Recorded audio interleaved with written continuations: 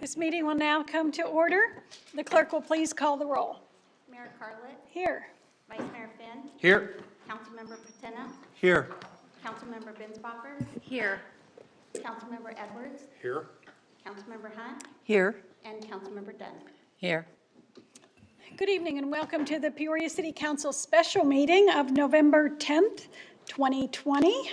We have one item on our study session agenda this evening, and that is Prop 207, Marijuana Initiative and City Property.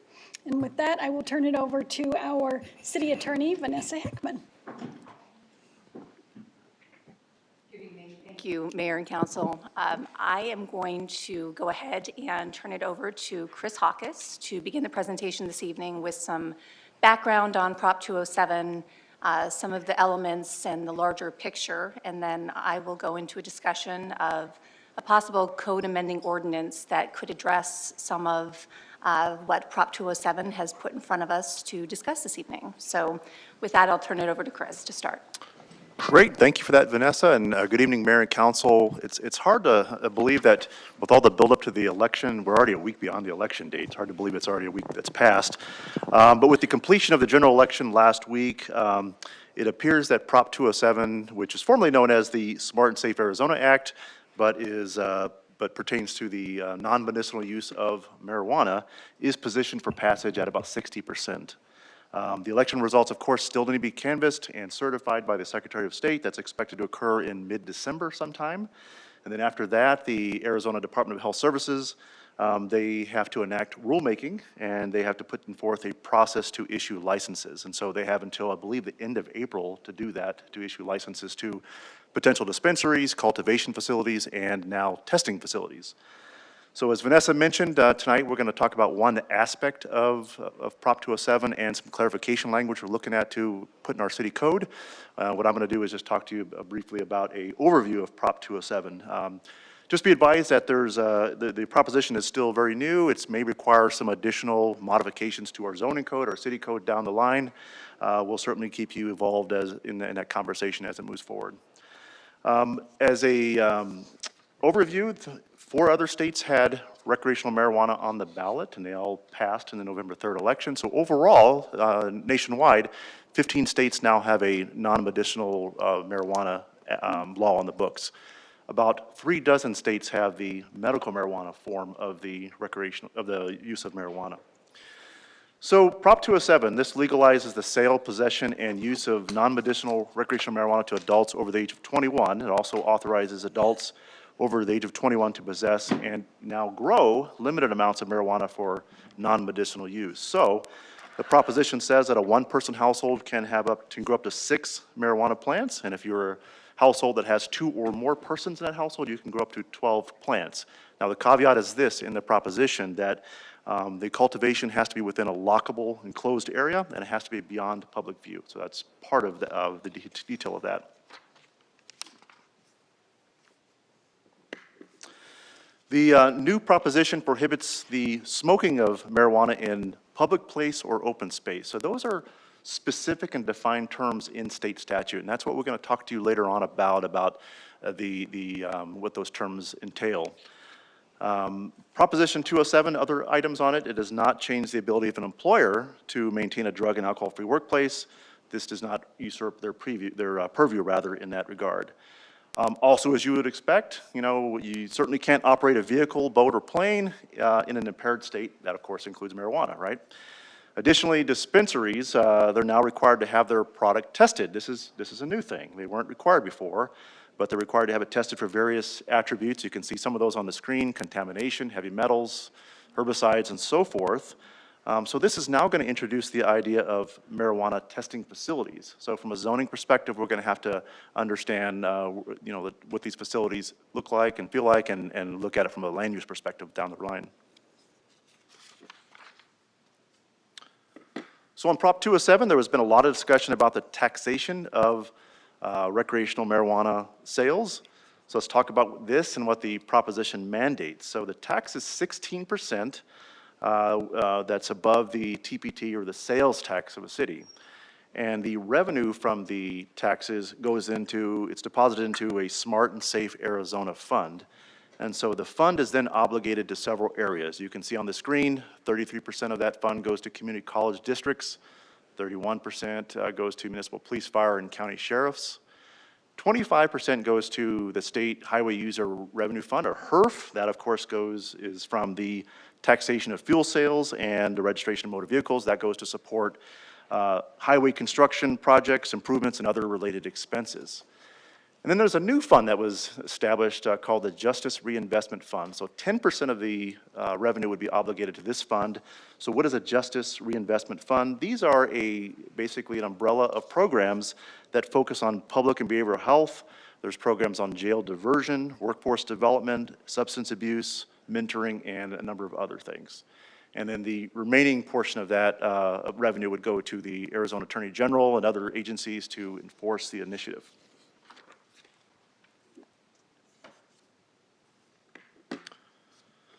Now, similar to the medical marijuana provisions, the Arizona Department of Health Services, or DHS, they're responsible for adopting rules to regulate the licensing of these recreational retail stores, testing facilities, and cultivation. So the way the proposition is worded, they will first accept licenses from existing dispensaries in good standing. So they will have the first shot at getting a recreational license. Existing dispensaries they're also eligible to hold both a nonprofit medical marijuana license and a for-profit license, so they can be a dual license holder. The proposition also allows cities to enact reasonable regulations to protect public health, safety, and welfare. So I've underscored that word reasonable, and so what that means is that we can adopt regulations like we did with medical marijuana to protect our neighborhoods and make sure we have proper spacing. But the regulations can't be so onerous that they frustrate the will of the voter to have facilities where they can purchase marijuana.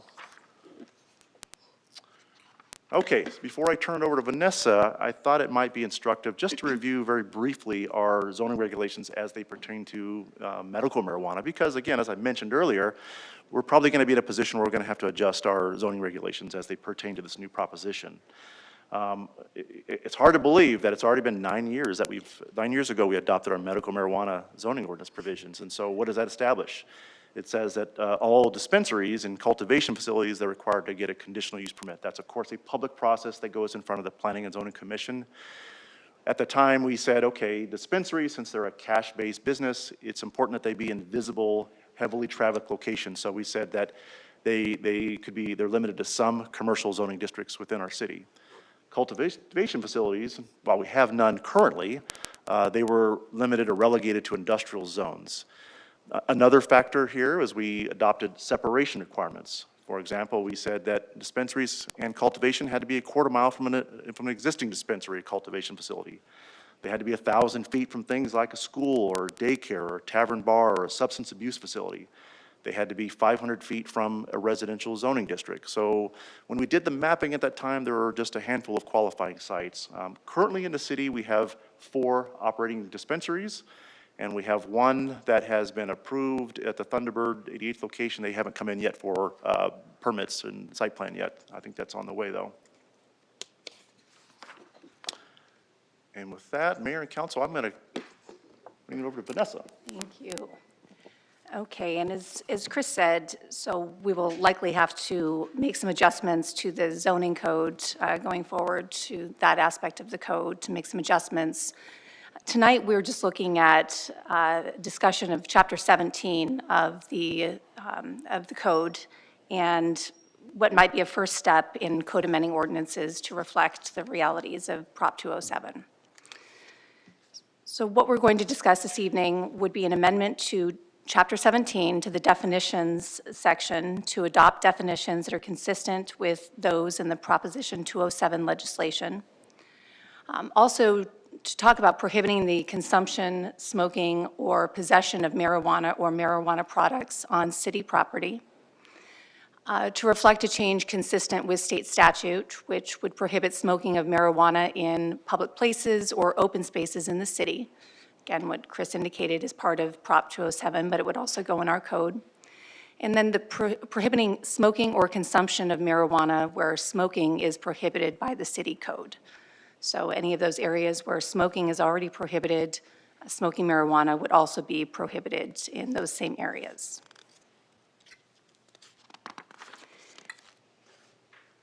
So, I can talk a little bit about the penalties, but I think what I'd like to do first is go into some of the specific changes that we'd be looking at in the definitions, and then we can talk about some of the penalties that might apply, because I think it's important to understand the full context before we do that. One of the first definitions would be to add the word consume, consuming and consumption, which again is consistent with Proposition 207, so that we can add the definition of consumption to the specific section of Chapter 17. We would be adding a definition of marijuana. The definition of marijuana would relate back to what's in Proposition 207. Currently, our definition of marijuana relates back to medical marijuana in the statutes pertaining to medical marijuana. So it would be updating our marijuana section to add a specific definition in our city code. Again, these definitions are all directly out of Proposition 207 to make them consistent. Would add a definition of marijuana concentrate. All of these are necessary under some of what's being contemplated with Proposition 207. It would also add a definition of marijuana products. So marijuana products would be composed of marijuana concentrate and other ingredients that are intended for consumption or introduction into the body, including edible products, ointments, and vapor solutions. One of the changes would also be to revise our definition of open space. So our definition of open space would be modified to be consistent with Proposition 207. And again, this is just for this section of the ordinance. Open space in Proposition 207 means a public park, public sidewalk, public walkway, or public pedestrian thoroughfare. And this is a lengthy slide, so let me walk you through it. We would also be updating our definition of public place. It's interesting because if you look at the former definition of public place, it kind of is it's not reflective of public place as it is in Proposition 207. So we are redefining public place to be consistent with the Smoke-Free Arizona Act, which is also referenced in Proposition 207. So that will now mean any enclosed area to which the public is invited or permitted. It has that lengthy list of places, but it's not all-encompassing. I think the really illustrative words are at the beginning, which is where the public is invited. It's also important to note that a private residence is not a public place unless it's used as a childcare, adult daycare, or healthcare facility. So we updated those definitions so that we could then move forward to adding in what we discussed at the beginning, which was a restriction on where you can smoke or consume or possess marijuana. So Vanessa, can I stop you for just a second? certainly. So all of the updates that you've done to this point with regards to the definitions came from either our statute of smoke-free Arizona, or excuse me, the state statute of smoke-free Arizona, or Prop 207 itself? Yes, Mayor, that's correct. Okay. All right, thank you. Yes. So using those definitions, you'll see that in the proposed language, we do use those definitions. The first, before we get to that, we would be prohibiting consuming, smoking, or possessing marijuana or marijuana products on property that is occupied, owned, controlled, or operated by the city of Peoria. B would be unlawful for an individual to smoke or consume marijuana or marijuana products, which again, we added those definitions, in any open space or public place in the city of Peoria. So the open space and public places refer back to those definitions that we've now added that came out of Proposition 207 and Smoke-Free Arizona. Then lastly, it is unlawful to smoke or consume marijuana or marijuana products where smoking is prohibited as set forth in this chapter. So in the section of Section 17 that already pertains to smoking, it would also be unlawful to smoke marijuana in those areas, so that we're fully covered with, with prohibiting marijuana smoking in those areas where smoking is otherwise prohibited. So now turning to the potential penalties for violations of these sections of the code. So violation of A and C would be a Class 1 misdemeanor. So A and C, again, are property that's owned or controlled, operated by the city of Peoria, and then those areas where it's unlawful to smoke as otherwise set forward in the code.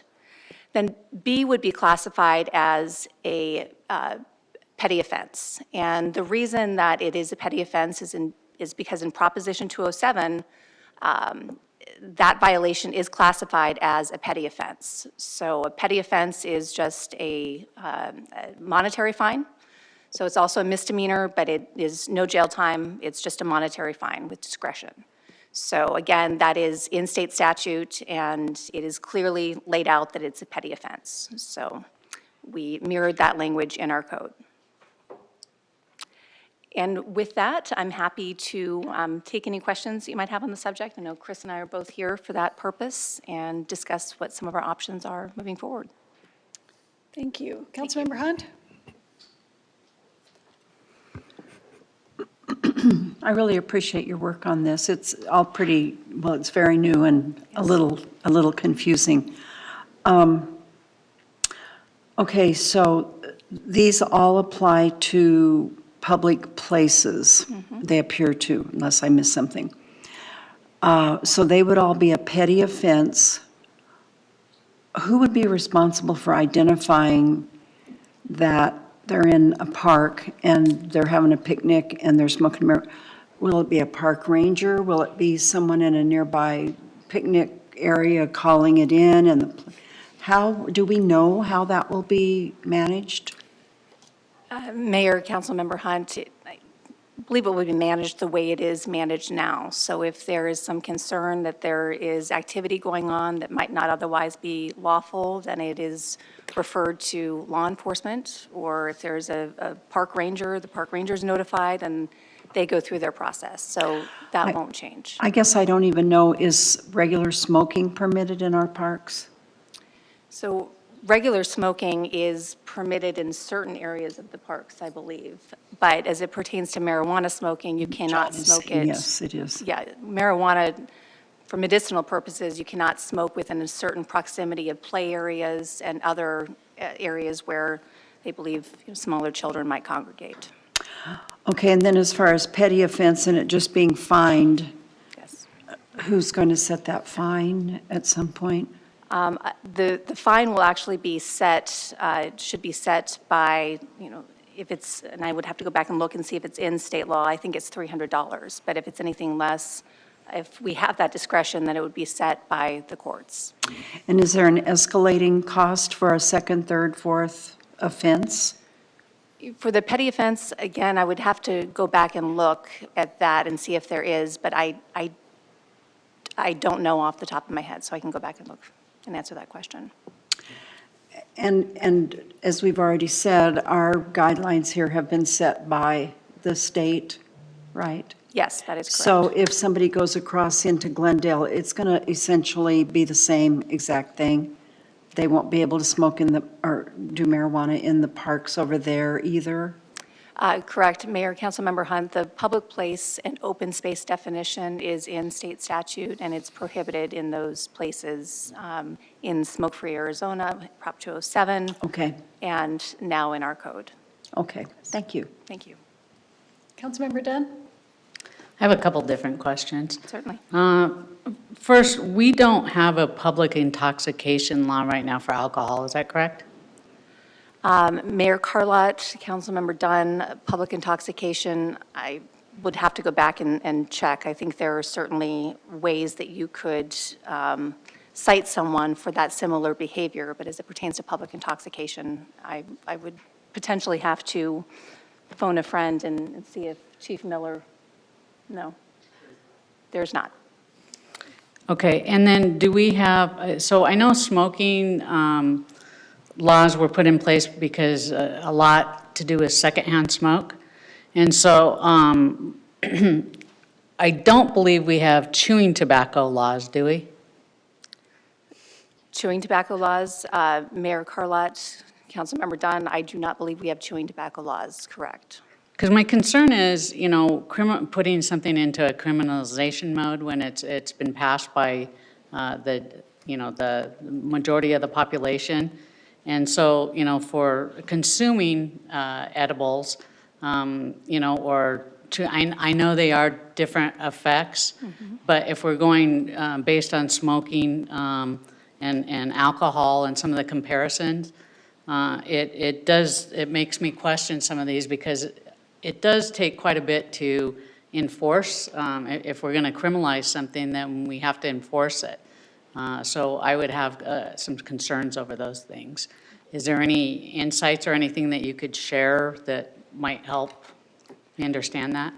Certainly, Mayor Carlott, Councilmember Dunn, as it pertains to studies or other, percentages, I don't have those figures. So this was an opportunity to present a way of addressing matters that are raised by Prop 207 that we're not currently experiencing, and an opportunity for you to have a discussion as to how you would like to proceed.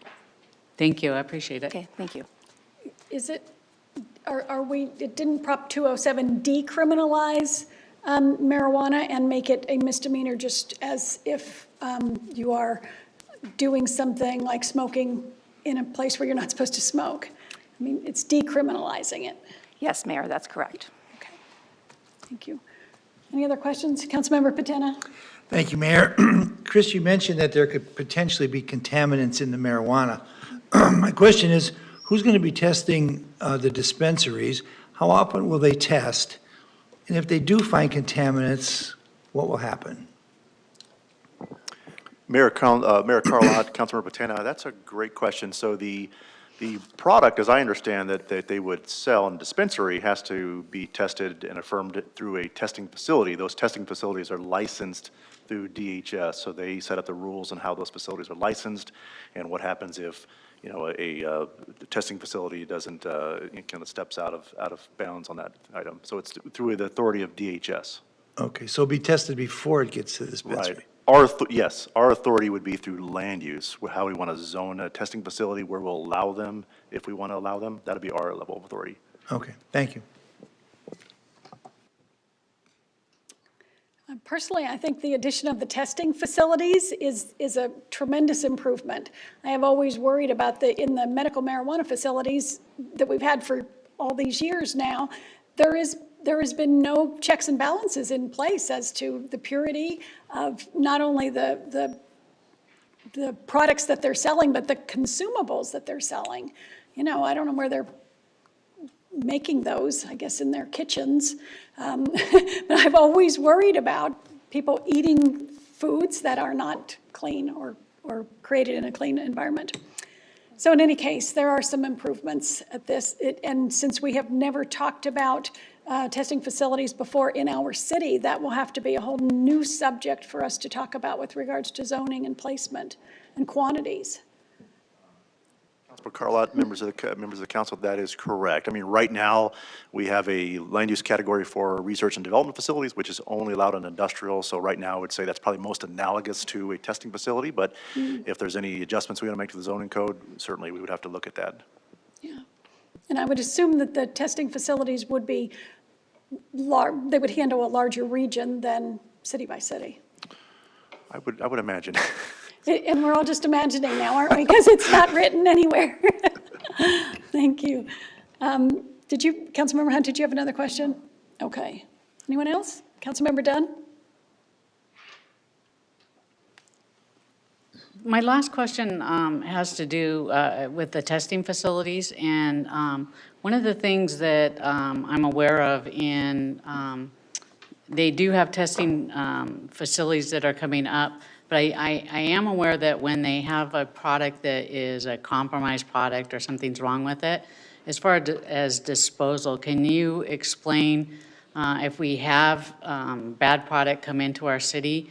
Right now, it's my belief that the only way that they dispose it is pour bleach on it and then put it in, I guess, the landfill or whatever.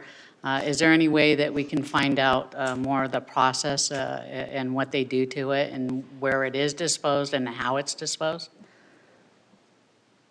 Mayor Carlott, Councilmember Dunn, I'm not sure on how that's actually done. What I can tell you is in our medical marijuana ordinance, we do require that medicinal waste and residue be treated differently than regular waste, and so it has to be treated essentially like medical waste. So those procedures that they have in place for that, they would have to do it for medical marijuana residue. I'm not sure exactly what the process in which they do that is. Thank you. And Mayor Carlott, Councilmember Dunn, that's one of those questions too that we can take back and continue to discuss and get more information on as we look at what the changes to the zoning code will be going forward. Okay, thank you. Can we go back to the slide that you had that showed the disbursements of the 16% tax increase that they would, over and above the regular sales tax?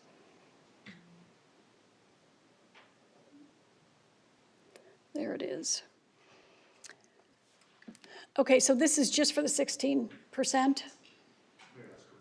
And the regular TPT would be whatever the city and state normal tax is? That's right. And so this 16% then would be divided by all of these percentages here. So the 31.4% for municipal, police, fire, and county sheriff and fire districts, do you think that is going to be, or is there a plan for dispersing that as state shared revenues based on populations, or have we had any indicator of how that, and as well as the HERF funds, are they going to go to the state and be distributed by population? Do we have any clue yet? Mayor and Council, so I imagine some of that will still be going through in the rules-making process that's gone through, but the early indications, indeed, you are correct, is that it appears that that portion would be allocated based off of similar to the local state shared revenue programs. The item to watch for probably is in the future is based off of the dispensaries, if there's subsequent legislation or decisions to have it based off of the number of dispensaries within a community. But there's no indication at this point. It does appear that it would be instead allocated based off of population. Okay. And with regards to the number of dispensaries, right now the medical marijuana dispensaries are based on the amount of pharmacies that we have.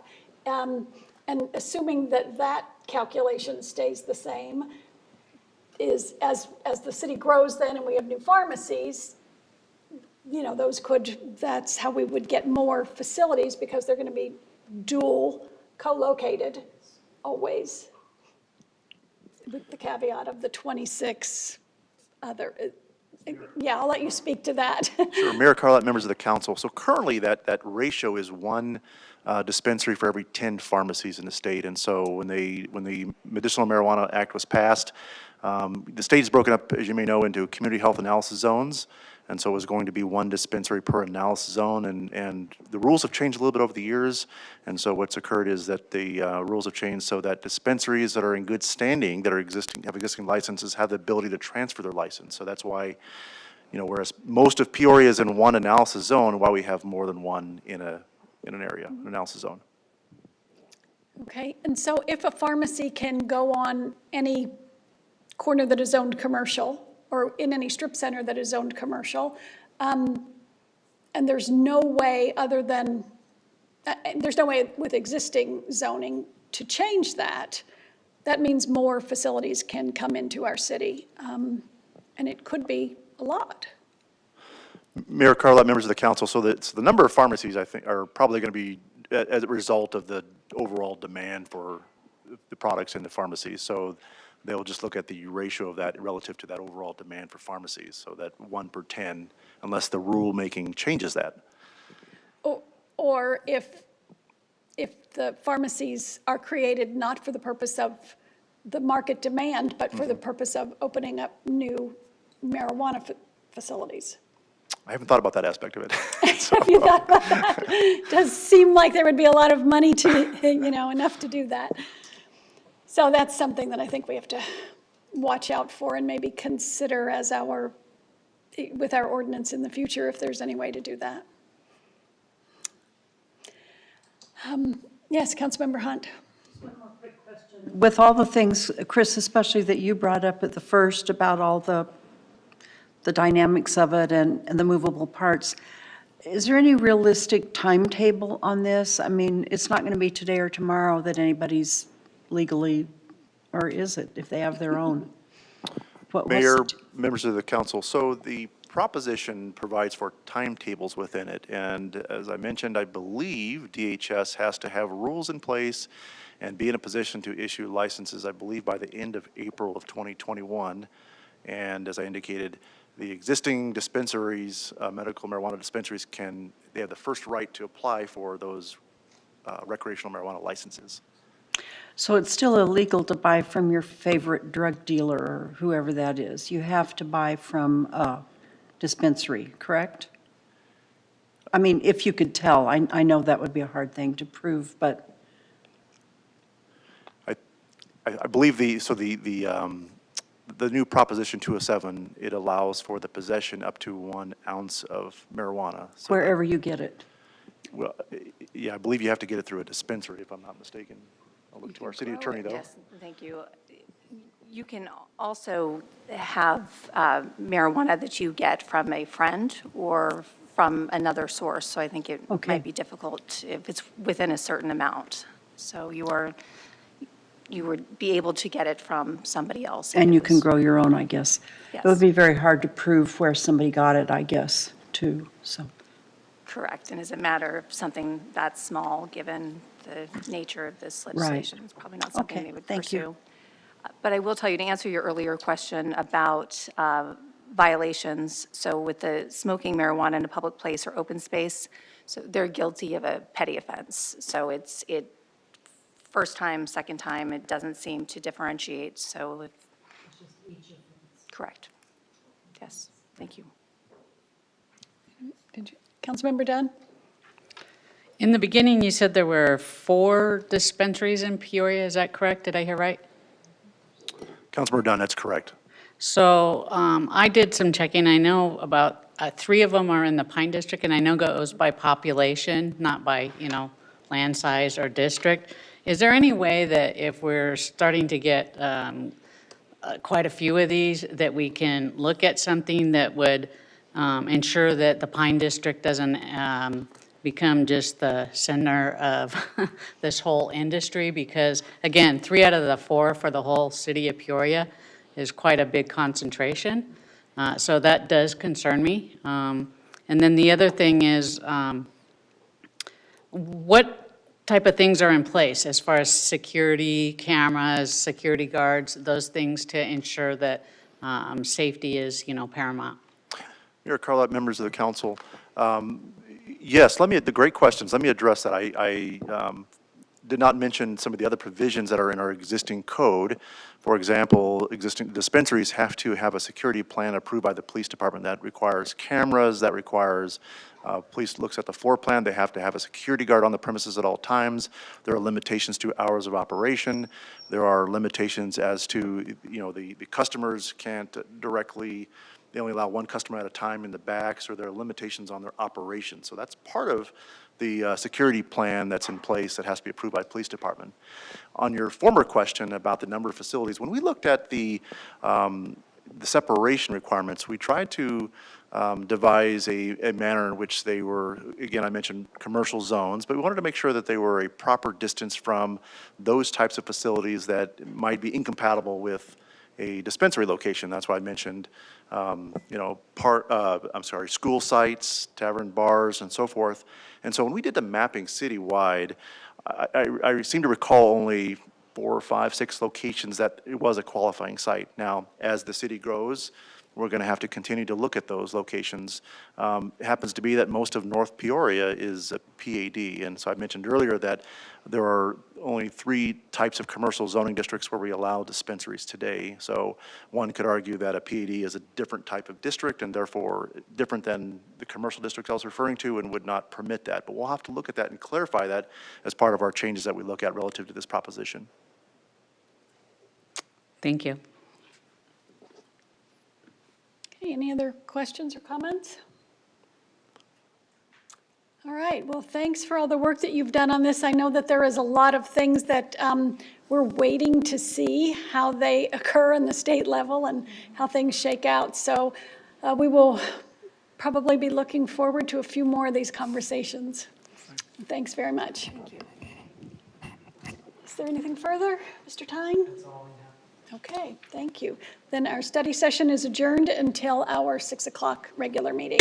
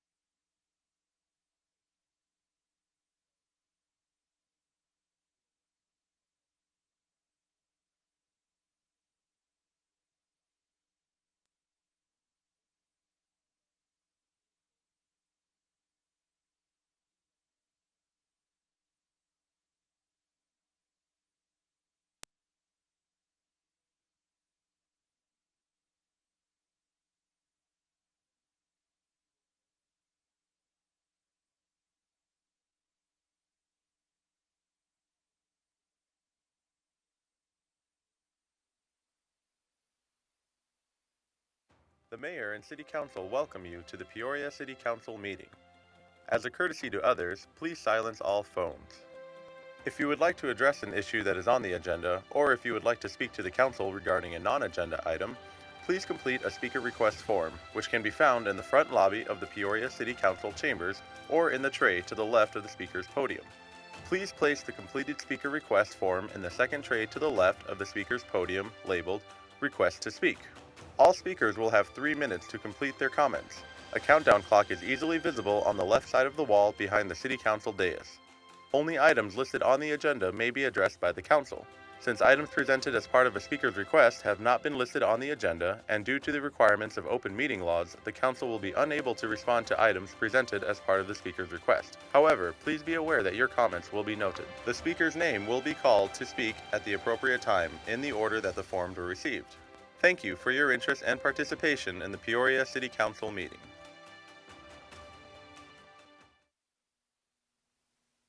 Meeting will now come to order. Please rise for a moment of quiet reflection and the Pledge of Allegiance led by Councilmember Patena.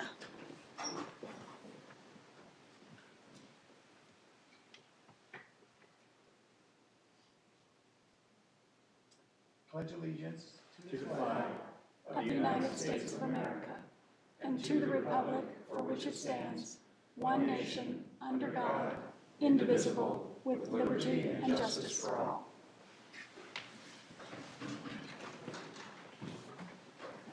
The clerk will please call the roll. Mayor Carlet, Here. Vice Mayor Finn, Here. Councilmember Patena, Here. Councilmember Binsbacher, Here. Councilmember Edwards, Here. Councilmember Hunt, Here? Councilmember Dunn, Here. Council Liaison Tewari, and Council Liaison Van Winkle. Here.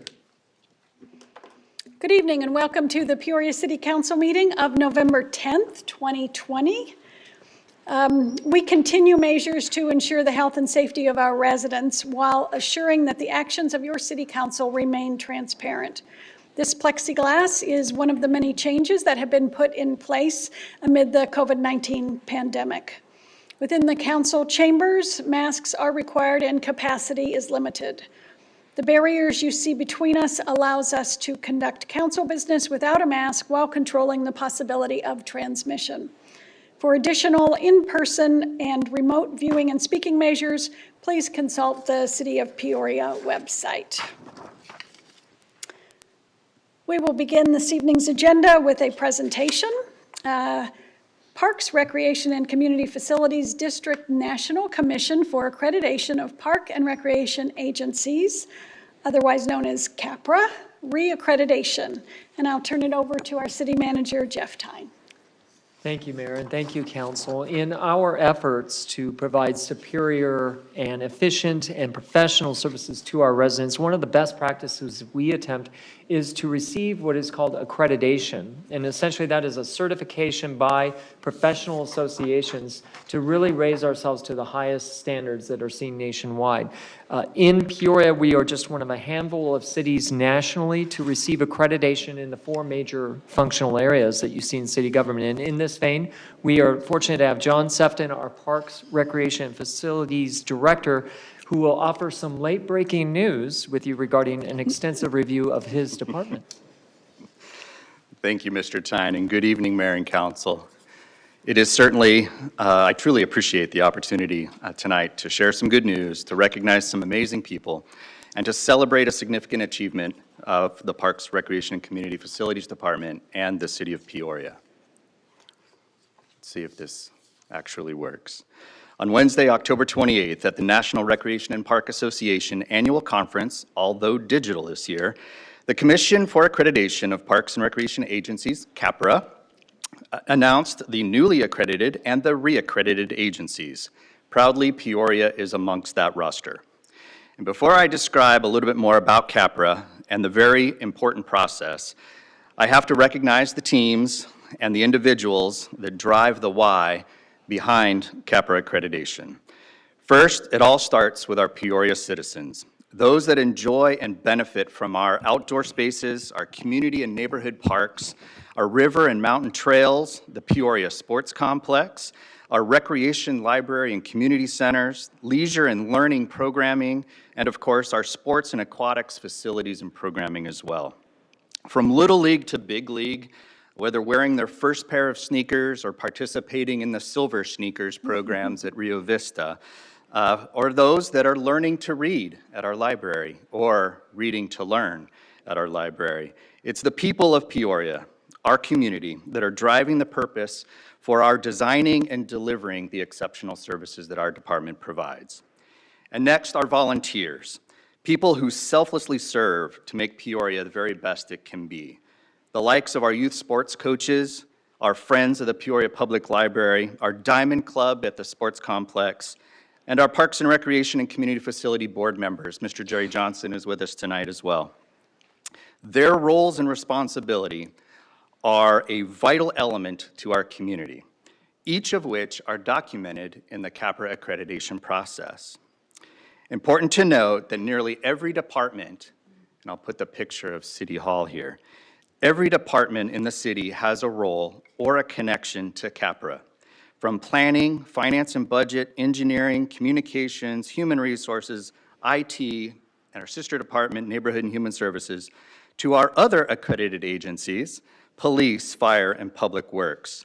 You know, Mr. Tyne mentioned briefly, but I wanted to show the data on the other cities that actually have all 4 of the essential service providers being accredited by their national association.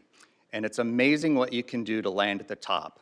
Now, I just really sorted by state, Arizona. But nonetheless, it's an important acclamation. We realize that some very solid communities in there, with Henderson, Nevada, really the only other westerly state on that list. So a colleague of mine from CAPRA has been tracking this informally for a while, and he shared that we are indeed a home run city, as they've been nicknamed. And now, with the latest of the CAPRA hearings, we now have 186 accredited parks and recreation agencies across the United States. Peoria was the 5th to be accredited in Arizona back in 2014. And since then, the network has grown significantly. And here in Arizona, since that time, we've added an additional 5, with our friends over at the town of Gilbert just being accredited this year as well. So what is CAPRA accreditation? Before I get too far into the details, CAPRA provides a quality assurance of quality improvement by providing us with a management system of best practices. CAPRA is a valuable measure of an agency's overall quality of operation, management, and service to our community. Participating in accreditation process is a best way for us to demonstrate that our agency and staff have the planning, the structure, and the protocols to provide the highest level of service within the resources allocated. Now, in our 6th edition of CAPRA accreditation standards, the system is based on an agency's compliance with 154 standards. An agency must comply with 36 fundamental, and then 112 of 118 of the non-fundamental standards. That 154 is an incredible number. And of course, who are the contributors to this? Now, for us, this review period, we had the likes on our team that dove into the details of our self-assessment of Jane Miller from the Pittsburgh Parks Conservancy, very well-respected CEO there, Mr. Joel McKnight from El Paso, our visitation team, again virtual. We had a number of series of meetings with them. Troy Houtman is on the commission from Wichita, an outstanding system in Carmel Clay, and then Meredith, her first visitation from the city of Dayton, Ohio. The commissioners themselves, to demonstrate a cross-function, these are the people that are making the standards what they are. These are the people that help review, and they review our self-assessments. So representation from Parks and Recreation Associations, obviously, but also representation from ICMA, the International City and Council Manager Association. We have representation from academic world. We have representation from the armed forces. This cross-functional look really helps us define the best practices of what CAPRA provides. Now, again, I want to really highlight that a Parks and Recreation agency is definitely supported by our board, the volunteers that help us. We rely on them for feedback. And again, Jerry's here. The others I know are watching from afar. I can also recognize our core team. We have so many different folks. It takes 100 cooks to make this really work, but there's a few that really lead. Maria Calcaterra, Heidi Ganusio, Jenna Sauer, and Kathy Foland were very involved in putting all of the different assessments together, the evaluation and the tracking. So with that, I thank our core team, but I certainly highlight our entire team for the work that's gone into accreditation. Now, it's not a Parks and Rec PowerPoint without a few opportunities to reflect on what we do and where we do this. With our beautiful facilities, the excitement, the fun, the adventure, the risk, the beautiful place to go and work out every morning, of course, crushing it at the ballpark. And who else has a sinking ship at their ballpark but us for fun? Our libraries, whether we're at the libraries learning or out on the trails cleaning up and helping make community better, whether we're learning about elections at our library. These essential services are, in essence, require an essential investment. They require that in order to get, and we do that through essential principles and practices. CAPRA and the accreditation process provides us that roadmap. It's a compass for us to ensure best practices are indeed our practice. Wonderful places throughout Peoria. And I do want to remind everybody that we're just 53 days away from the next polar plunge. Get ready, Chief. And with that, Mayor and Council, a lot of thank yous. Thank you to the Peoria citizens.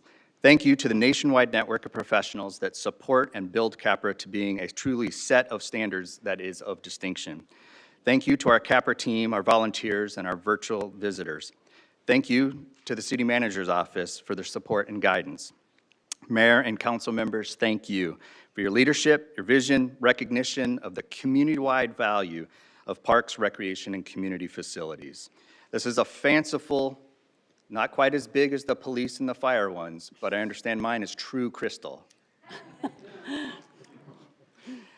And with that, I'm happy to respond to any questions. Thank you. Well, I just have to say, this accreditation is a huge, huge coup for the city of Peoria. And I know it's a re-accreditation, so you've been at this for quite a long time. So thanks very much for you and your entire team and all the work that they do. Those beauty shots just say it all. You know, in the city of Peoria, we really do care about the quality of life for our residents, and that all comes through in all the things that you do. So thanks very much. Nope, Councilmember Hunt? John, I just wanted to say thank you for all you do. Personally, you are the leader and your team looks up to you. But I know there are a lot of ground workers out there, shall we say, people with their feet on the ground every day. And from your park rangers up and down the list, they're all fantastic. I'm just so inspired when I see these pictures of the little tiny kids learning to catch a ball, and I haven't had a little tiny kid in my life for many years. That's a good thing.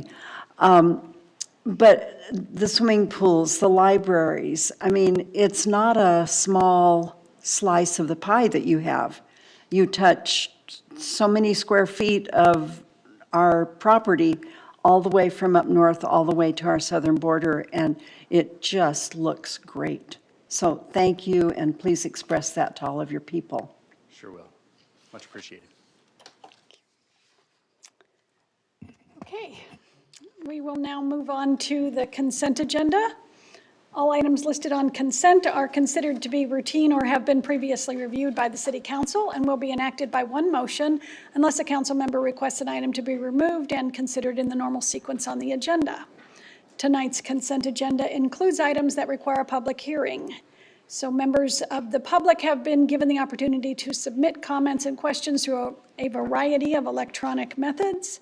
If there is any member of the public present who wants to address a public hearing on the consent agenda, please complete a speaker request form and place it in the bin next to the speaker's podium. Is there a member of the public that would like to address a public hearing on the consent agenda? Seeing none, have there been any forms for input? All right. I move that we Thank you. accept the consent agenda in its entirety. All right, thank you. We have a motion. Do we have a second? Second. We have a motion, a second. Council, please vote.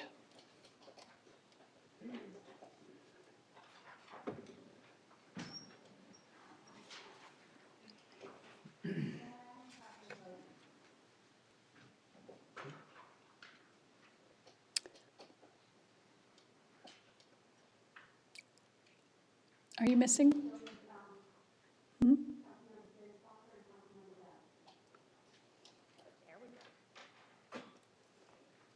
And it passes unanimously. Thank you. All right, we will now move on to the regular agenda and new business.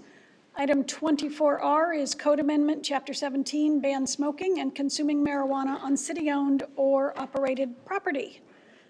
Mr. Tyne, turn it over to you.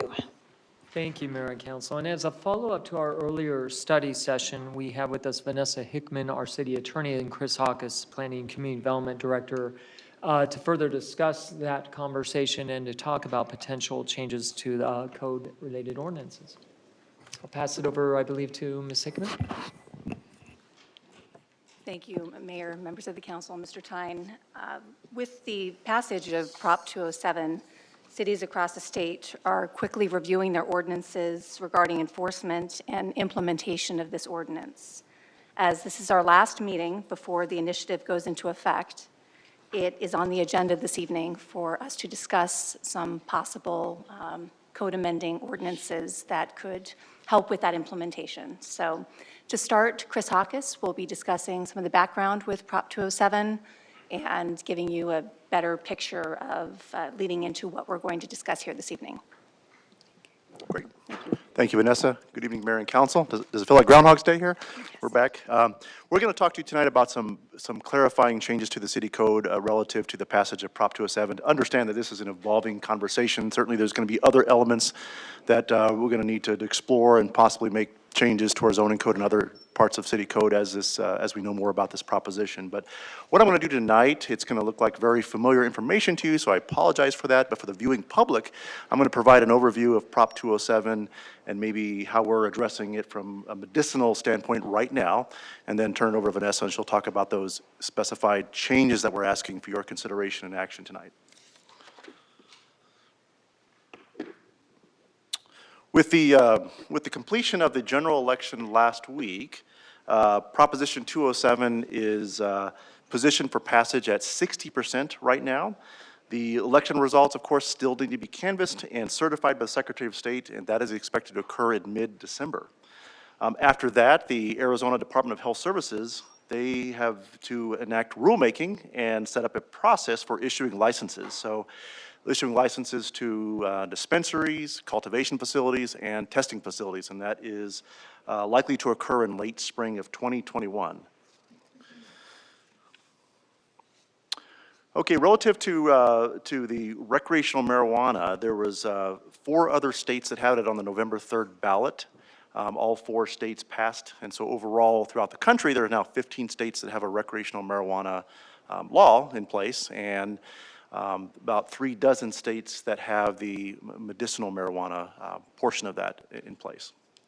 So what does the Prop 207 say? It allows for the sale, possession, and use of non-medicinal recreational marijuana to adults over the age of 21. It also authorizes the adults over 21 to possess and or grow limited amounts of marijuana for non-medicinal recreational use. And so, as I indicated earlier in our study session, 1-person household can grow up to 6 plants, and a 2-person and larger household can grow up to 12 plants in their household. However, what the proposition does say is that any cultivation has to occur within a locked, enclosed area, and it has to be located beyond public view. So that's part of that. The new proposition also prohibits smoking of marijuana in public place or open space. So those are the terms that we talked about in study session. Vanessa will talk more about that and how we're proposing changes in our city code. Prop 207 does not change an employer's right to maintain a drug or alcohol-free workplace. And also, as you would expect, of course, you cannot operate a vehicle while being impaired, and that includes marijuana use as well. A new thing in Prop 207, it's now required, dispensaries are now required to test their products for various contaminants, for the potency, heavy metals, and so forth. That wasn't a provision that was in place prior to this proposition, so that's something that's new. And you'll see applications for the licensing of testing facilities. So from a zoning perspective, that's something that we're going to have to consider and understand and talk through down the line. In terms of the 7, in addition to the local sales tax, there's also a 16% tax that's provided on recreational marijuana sales. And so the tax is, the 16% taxes with revenue is deposited into what's called a Smart and Safe Arizona Fund. That fund is obligated to the following areas, and you can see them on the screen, but 33% of that fund goes to community college districts. About 31% goes to municipal police and fire and county sheriff and fire districts. About a quarter of that goes to state highway user revenue fund, or HERF funds. Those are funds that we collect through the fuel sales, registration of motor vehicles. Those funds are used to support highway construction, improvements, and other related expenses. And there's a new fund that's being established that 10% would be obligated for, and that's the Justice Reinvestment Fund.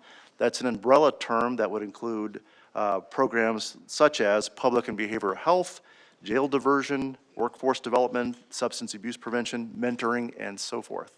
And then the remaining part of that would go to the Arizona Attorney General and other local agencies to enforce the initiative. Similar to the medical marijuana rules, the Arizona Department of Health Services, DHS, they're also charged with and responsible for adopting rules to regulate the licensing of recreational marijuana retail stores, the testing facilities that I mentioned, and cultivation facilities. So the way they've set up the structure in the proposition is that they would first accept licenses from existing medical marijuana dispensaries in good standing.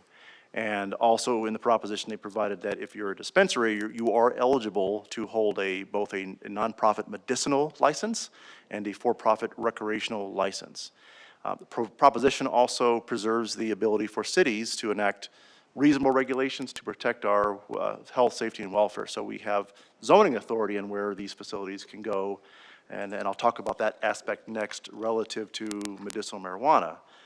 I think it's important to regulations as they pertain to that aspect of marijuana sales. Recall that we passed our zoning ordinance back in 2011, and as I mentioned earlier, we might have to come back to the council for some adjustments to it to respond to the new proposition. So just a quick review here for those that may be watching. Any medical marijuana dispensary or a cultivation facility, they're required to get a conditional use permit. That's a public process that goes to the Planning Commission. We've, as a community, have chosen to limit dispensaries to some commercial zones. It's a cash-based business. The commercial zones are highly trafficked, are the most visible. Cultivation facilities, we currently don't have any in the city, but they're relegated to industrial zones. We have what are called separation requirements. That means any new cultivation or dispensary has to be a certain distance from other dispensaries. They have to be, for example, 1,000 feet from schools, daycares, tavern bars, adult uses, substance abuse centers, and they have to be 500 feet from residential zoning districts. So back in 2011, when we did the mapping, we had determined that we had a handful of qualifying sites citywide. So currently we have 4 operating dispensaries. We have a 5th location that is approved, but they're currently due to go through site plan and construction permit approval. And with that, Mayor and Council, I'm going to turn it over to Vanessa. Thank you very much, Chris. So again, this evening we are talking about a specific change to Chapter 17 of the City Code in the nuisance section of the code. And the section of Prop 207 that we're specifically addressing is the ability for a state or political subdivision to regulate conduct on its property that's owned, occupied, or controlled by the state or a political subdivision. So that authority is specifically given to the cities within the proposition and accounted for. So we are pursuing that this evening in our discussion. So the amendments, again, that we're talking about this evening would be to adopt definitions consistent with those in the Prop 207 legislation, and then to prohibit the consumption, smoking, or possession of marijuana or marijuana products on city property, again, as specifically authorized by Proposition 207, to mirror Prop 207 with prohibiting smoking of marijuana in public places or open spaces in the city, and prohibit smoking or consumption of marijuana where smoking is already prohibited by the city code. We will return to that. So what I'd like to talk about first is one of the changes to definitions in the city code, and this would be to change the definition of open space to make it consistent with the definition of open space in Proposition 207. We did talk about this during study session, but again, for the audience at home, I think it bears going over. So open space means a public park, public sidewalk, public walkway, or public pedestrian thoroughfare. And that was a new definition in Proposition 207. Now again, I apologize for all the words on the slide, but I think they're necessary. The definition of public place. So we have revised our definition of public place to make it consistent with the definitions in Proposition 207, as well as the Smoke-Free Arizona Act. Public place is an enclosed area to which the public is invited or the public is permitted. And it includes a number of categories within this definition. It's not an exhaustive list, but it gives you an idea of those type of areas that they're referring to as public places. Now, a private residence is not a public place unless it is used as a childcare, adult daycare, or healthcare facility. So the code amending ordinance would add these prohibitions. It would be unlawful to consume, smoke, or possess marijuana or marijuana products on property that is occupied, owned, controlled, or operated by the city of Peoria, again, as authorized by Proposition 207. The language mirroring Prop 207, it's unlawful for an individual to smoke or consume marijuana or marijuana products in any open space or public place, and this would be specific to the city of Peoria. And then it's unlawful to smoke or consume marijuana or marijuana products where smoking is already prohibited as set forth in this chapter, so in Section 17 of the code.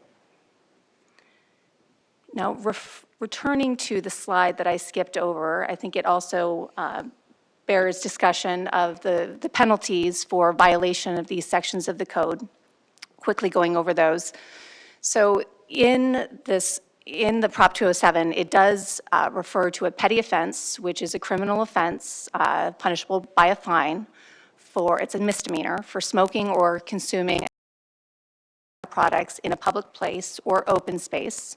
So again, petty offense consistent with Proposition 207. And then the other violations that would be listed underneath the new section of Section 17 would be also misdemeanors and guilty of a Class 1 misdemeanor in violation of the city code. So these penalties are all authorized underneath Prop 207, and we would be putting those in the city code.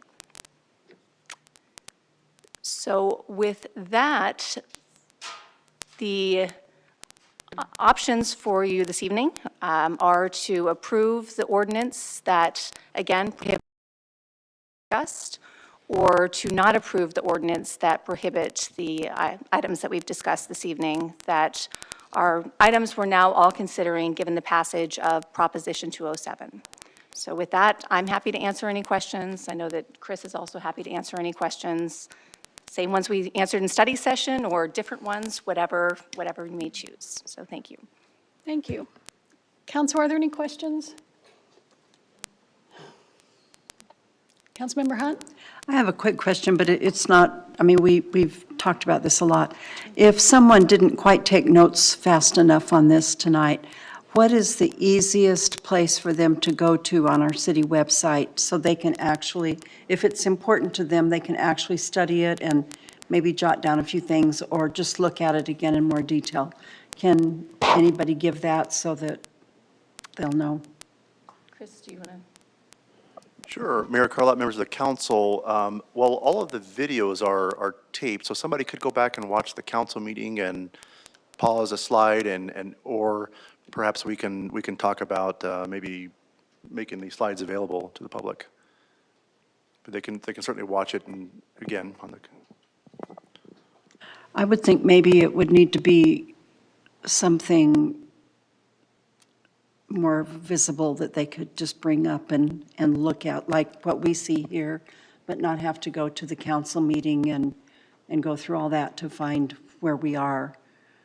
So maybe Jen can, I don't know who runs Mr. that, Tyne, but do you want to address that? Yes, thank you. Councilmember, I really appreciate the feedback, and we will work with the communications office to make sure that we have that accessible so that there is an FAQ available on all of this. So Thank you. great suggestion, thank you.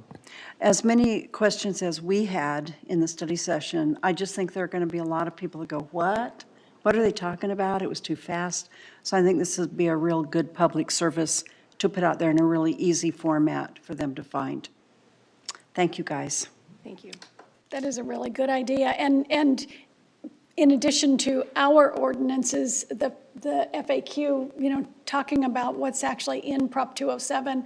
I don't know if a lot of people have read the proposition in full or if they're going to, but I think it would be a really great service for us to decipher that a little bit. And maybe in conjunction with our previous ordinances so people know how and if more facilities will occur, and if so, where that might be. So you're going to need a crystal ball as well as a FAQ. Anyone else? Councilmember Dunn? So I just wanted to clarify one thing, because under looking at this, and I know I asked a lot of questions last time, these are, cleaning up the definitions, but it still would be legal for somebody to use the product in their home and then go to the park, be driven by a friend, a designated driver, and still be under the effects and not be in trouble. Is that correct? Mayor, Councilmember Dunn, yes, that is correct. Unless they're disturbing the peace or committing some other infraction of the code, yes, they would be perfectly within their rights to do so. That clears it up. Thank you. Thank you. Okay, anyone else? All right. Anything else? Okay, so then what we need is a motion on this item. Do I have a motion? Motion to approve. Thank you. And a second? We have a motion and a second. Council, please vote.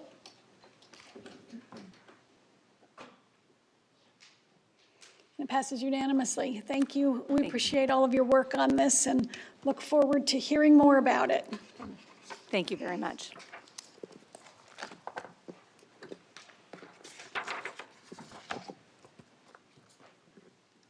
Okay, we will now move on to item 25R, specific area plan amendment, Grand Commons, Grand Avenue and 85th Avenue, and I will turn it over to Mr. Tyne.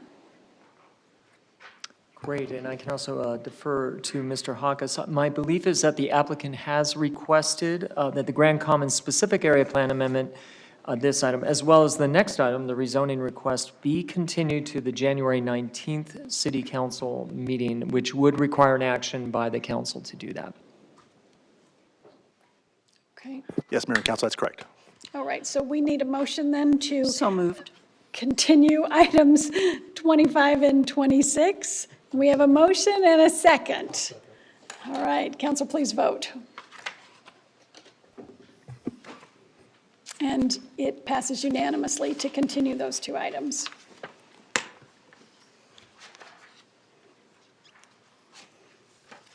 We'll move on to item 27R, rezone Prescott at Park West, planned area development. Mr. Tyne. Thank you, Mayor and Council. And while we have Mr. Hawkes already here, felt like a good time for him to provide a staff presentation on this. So we will load up that presentation and be ready for you shortly. Thank you. So this also would be an action item of the City Council. All right, Mayor and Council. Item 27R, this is a proposed rezone of approximately 5.4 acres located near Park West at 99th Avenue and Northern. The applicant this evening is Taylor Earl with Earl and Curley. He's representing Porter Kyle Multifamily Developers and Builders. They are a company out of Scottsdale. More specifically, the proposal this evening is to rezone the site from C2 or intermediate commercial to a planned area development. A planned area development is a unique zoning district that's with standards that are tailored to a development program and the context of the area. So if approved, the PAD would facilitate the development of a gated 95-unit townhome-style apartment community. Okay, the subject site is delineated in red on the screen here. It's currently vacant and consists of 3 tax parcels. To the north of the site is an existing single-family resident who incidentally has tendered support for the project. To the north of that residence is a 330-foot wide SRP overhead power line corridor. To the east, across 99th Avenue, is a mixed-use development anchored by theater with restaurants, Park West. And as you all know, if you're out there, with the infusion of new improvements and new restaurants, I think that Park West is certainly becoming more energized these days for sure. South of the site is a vacant city-owned property. The specific use of that city-owned property is unknown at this time, but likely will be ancillary improvements relating to the Peoria pump station along Northern Avenue. South of that site at the hard corner is a vacant privately owned site. And then to the west of the site is New River and the linear trail system. Okay, I'm going to show you the conceptual site plan. We'll walk through that. Again, this is a gated 95-unit townhome-style community. Yields a density of about 17.6 units per acre, and they are clustered in 3, 4, and 5-unit buildings. And you can see the distribution. They range from 1-bedroom to 3-bedroom. You can see the distribution of unit sizes on the screen there. All units are 2-story. I'll show you some imagery in a second. They range in height between 28 and 30 feet. All units have a 2-car garage, so they do have that look and feel of a townhouse community. Each of the units either have a private balcony, and they also have either a backyard or a patio, so we'll show you that as well. Site elements include a pool, splash pad, an outdoor kitchen. There's also a clubhouse along 99th, and within the clubhouse, there's a gym and co-working space. There's also a dog park on site, and then I'll talk about a Hawk pedestrian crossing. Really allows for safe crossing of pedestrians to Park West. I'll talk about that in a second. This graphic is here to illustrate the amenity package. You can see on the northwest corner, that's where the dog park is located. Playground, the north central location. You can see at the entry of the development at 99th Avenue, that's where the clubhouse and pool and all those amenities relative to that facility. This graphic illustrates the site access and connectivity. It shows you the sidewalks and the connectivity throughout the development. There's a landscape corridor that runs through the middle of the project, and also I talked earlier about the Hawk. That stands for High Intensity Activated Crosswalk. If you think about 91st Avenue in the Desert Harbor area, that's an example of a Hawk. There's also a Hawk you might see out in Scottsdale between the Scottsdale Quarter and Killen Commons. That's also a Hawk as well. I'm going to show you some imagery. What you see on the right, this is an entry feature into the development. This is the vantage that you would get from 99th Avenue. Show you a few more. There's the entry feature as you come in. There's the look of the development along one of the streets interior in the project. You can see again that townhouse-style community there with the 2-car garage. There's another perspective, and the pool, and there you can see the buildings.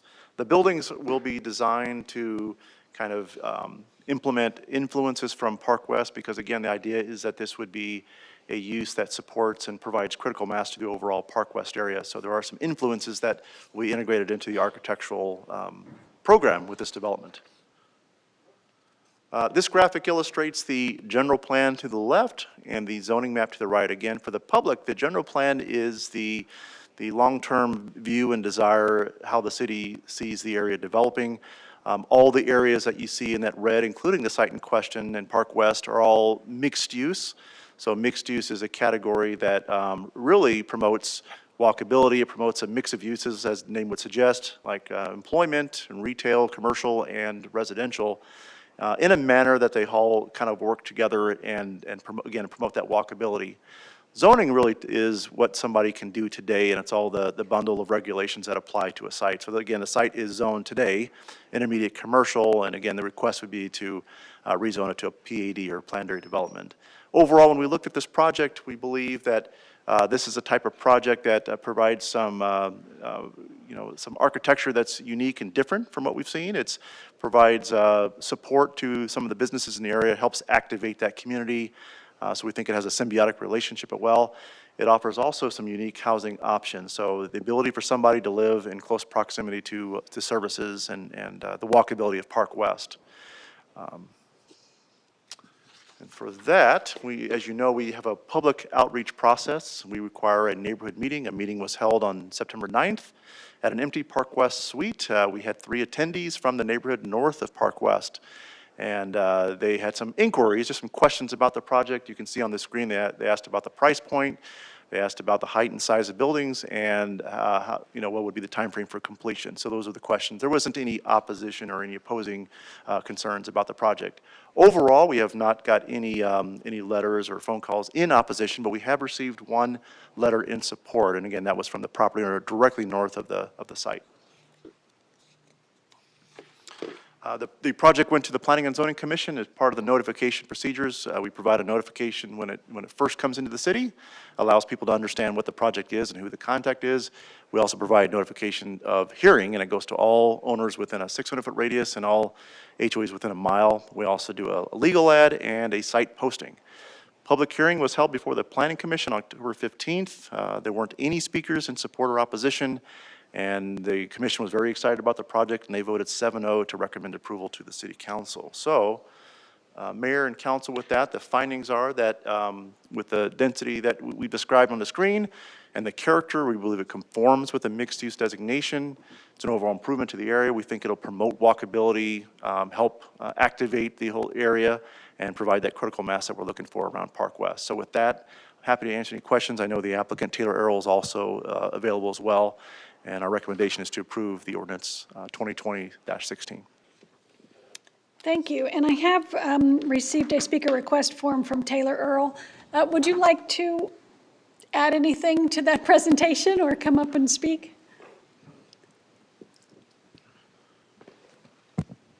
Good evening, Mayor, members of council. My name is Taylor Earl, 3101 North Central Avenue. I really came up just because this is going to be about as close as I'm ever going to get to receiving an award. It's just standing here next to this one. It's real crystal, I hear. So. It is. I can tell from here. No, I don't have much to add other than I just want to thank staff for working with us on this. And our big focus here was Park West is a great amenity for the city. And our objective is to both receive benefit from and give benefit to Park West. And so we've used the word symbiotic. We think that our people will want to come be here because of the high-end nature of what we're providing and because we're next to Park West. That hawk, the ability to get people to and from, is a really big deal for us, and we're really happy that we've been able to work with the city on that. But also, that type of development, Park West, needs to have people in order for it to continue to thrive and make sure that the tenant mix there is a high-end tenant, because I think that's what that center deserves and what the area deserves. And so we think that's what we're providing here. And by having this be really that initial development on the west side of 99th, we think we're setting a high water mark that will continue to push development forward and say this is the standard. This is what we want here. We want high-end development to bring in high-income earners, people who can support Park West, have a nice quality of walkability. And so that's why we put so much walkability into our project. We wanted it to be reflective of Park West, but have its unique environment, but also be able to be very walkable inside. And so that's really what we strive for, and staff was very good working with us on that and making sure that we met that standard. Great. Well, thank you for that. I do have some requests to speak from our city council members, but before I let him go, is there any questions that anyone has for Mr. Earl? Councilmember Hunt? Well, I could either ask you or Chris. Chris, could you go back to the slide about the public meeting, the questions that they asked? There you go. First of all, I want to say you really are filling a major need here, and not just for that area, which richly deserves it, but apartments are really needed and desired in our climate today, our current, with so many people and needing places to live. And this appears, I know we've met before over this, and it seems to be really nice, really high-end. So I just wondered, were you able to, I don't care about the height and size of the buildings that we already discussed, but were you able to give these people a price point, a rental structure at the meeting? No, and what we answer to them is that's a classic question that people always want to know, hey, what are these going to rent for? And at this point, it's too early for us to say because going into the market. What I can say as a general matter is that these are designed to be for the higher end price point. Okay. And you said they're 1, 2, and 3 bedroom? Correct. Okay. And then a time frame for completion? Are they ready to break ground? We have a great desire to break ground. Okay. That's right. We probably would end up breaking ground next year as we go through the site planning process. We would, love to move forward as quickly as possible. So, and this is what we answer to the folks. Sometimes the question is this one of those where you get an entitlement and then you find a buyer, or are you going to really move forward? And the answer is the client that I represent is the client who's going to build it, and they're anxious to get started as quickly as possible. Good. Well, they couldn't be more anxious than we are. Thank you. Thank you. Thank you, Chris. Councilmember Dunn? I don't have a question. I just have a few comments. I really appreciate this. When I first started on council, the mayor and I had a discussion about, Peoria as a whole. And she had a saying that, it's an older saying, a rising tide lifts all ships. And I really see this project as doing that, not only the district, but for Peoria as a whole. You've paid attention to quality, to the needs, to the pedestrians, the hot crosswalk, that's phenomenal. And staff, I want to thank you guys for, working with them so hard to get this done, because I know that at first, we don't have a whole lot of these. So it was a kind of a labor of love, I think, to the district. And it does promote walkability, and it does give access to the residents to also, enjoy Park West and how that's thriving and developing. So I really appreciate the time and the care and the quality that you've put into this.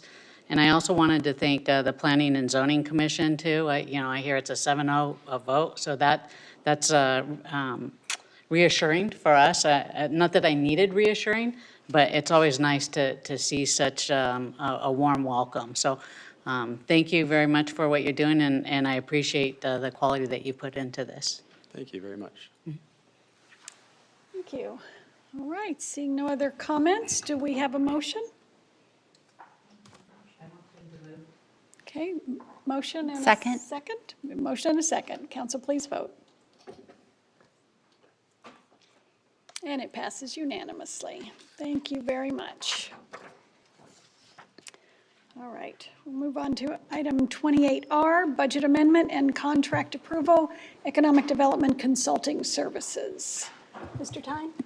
Thank you, Mayor. And as you know, economic development remains a top priority as we work to position the city for economic success going forward. And much of that strategy that we have is focused on the thoughtful development of strategic areas of the city, and namely the Stadium Point area of P83, our emerging Old Town area, and the Vistancia Commercial Core. So with that in mind, Deputy City Manager Katie Gregory will present recommended actions to support those important efforts.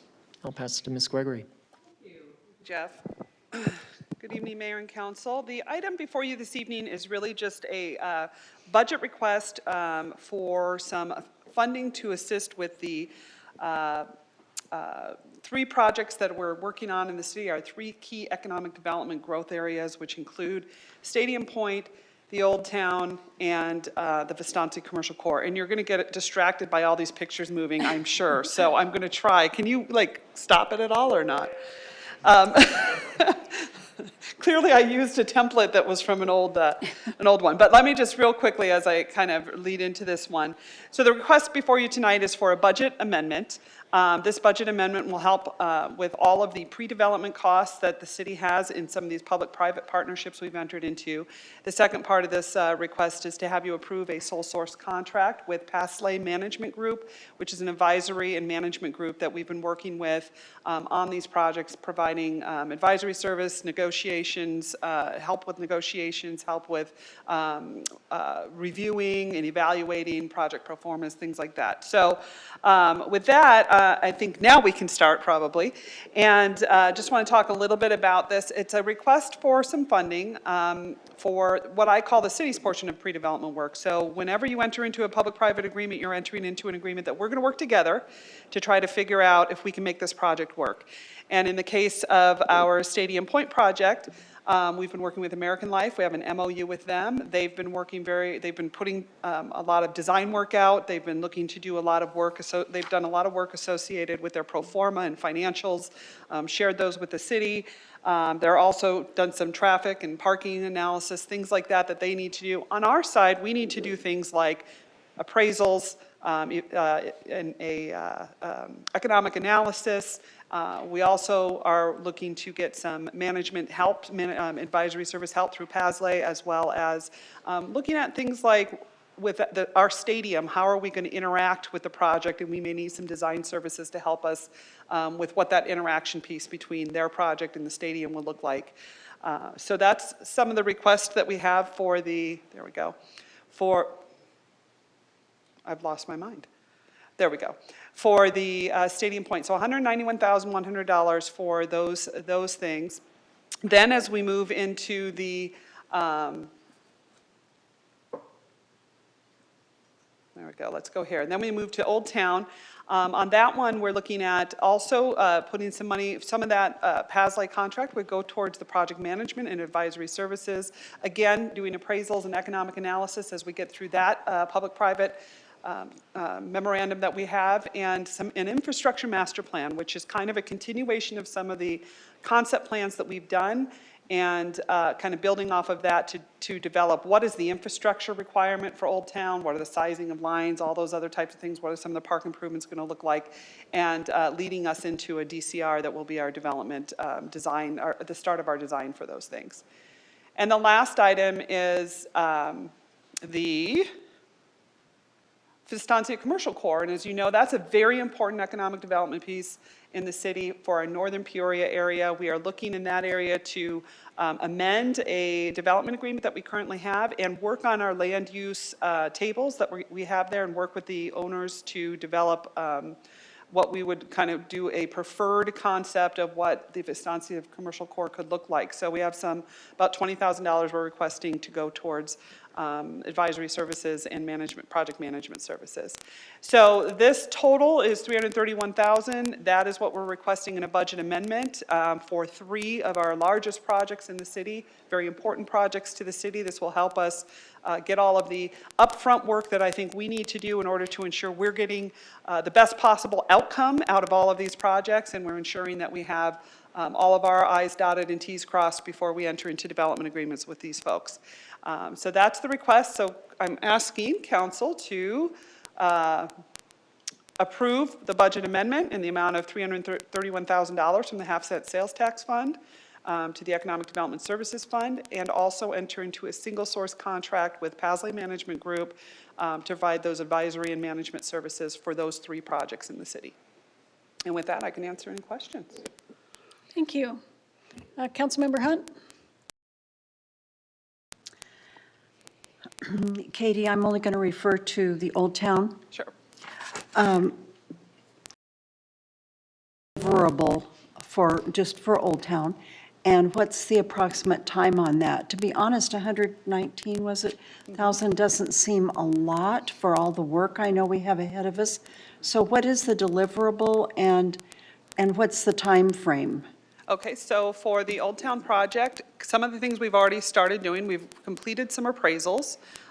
So those are already completed. We're looking to start a master plan, an infrastructure master plan, to provide kind of that, carry on the continuation of the existing conceptual plan that we have with input from the developer who's interested in it, and to make sure that we put, for all intents and purposes, that we're putting the right pieces of infrastructure in the right places to better align with the long-term development interests that are out there related to that project. So that's one of the outcomes of that will be a master plan, basically, of infrastructure that we would then turn over to the engineering department to move forward to do 30% design through a DCR project. So that's probably going to take, I would say, anywhere from 3 to 4 months to get the, probably 3 months to get the master infrastructure plan going, and then moving into the DCR could take 9 to 12 months to finalize. But that doesn't mean we can't move forward with the development agreement and start working with our partner to get them started on the project, because that will be part of So longer term. does city staff work alongside them? Is it some staff time also? Oh, absolutely. We've got staff, we've got economic development staff, myself, our communications department. And they also come in with the prospective developer and work with his vision? Yes, absolutely. That's Okay, the that would idea, be is that they will necessary. be on the project with us, working with the master plan consultant that we select to help guide and provide review and provide comment, suggestions, and things that they think would be important to them, give us some sense of that. Ultimately, as a city, we still have, these are public amenities, public things that we're going to be doing, so we'll have a lot of input on that, but they will also be providing kind of their expertise and experience over the years as we review those things. And Katie, can we consider a community meeting to share the outcome of this, the first deliverables here, the 3 to 4 month?